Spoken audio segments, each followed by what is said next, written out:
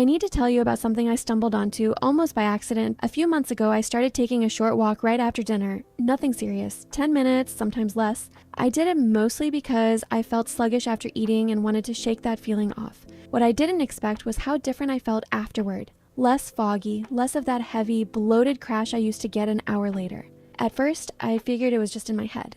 Then I started digging into the research, and it turns out it wasn't in my head at all. There's real science behind exactly why this works, and once you understand the mechanism, it makes complete sense. Here's what's actually happening. When you eat, especially something with carbohydrates, your blood sugar starts climbing as your body breaks that food down into glucose. Your pancreas releases insulin to help usher that sugar into your cells. That's the normal process, no walking required.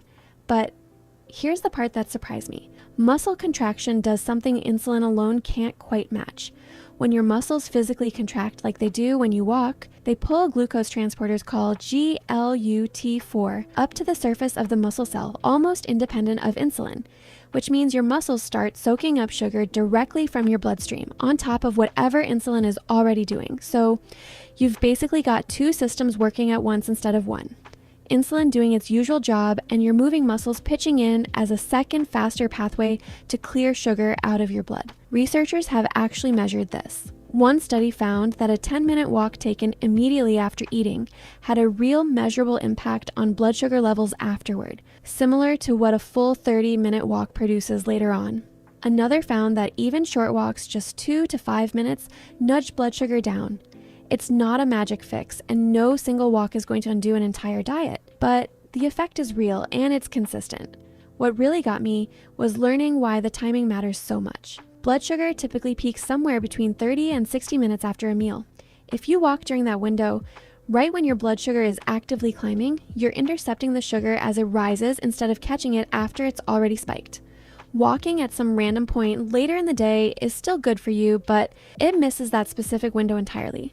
There is a reason this matters beyond just feeling less sluggish. Sharp blood sugar spikes and the crashes that follow them are believed to contribute to inflammation and stress on blood vessels over time. Smoothing out those spikes, even a little, even with something as simple as a walk, is doing real, measurable work behind the scenes.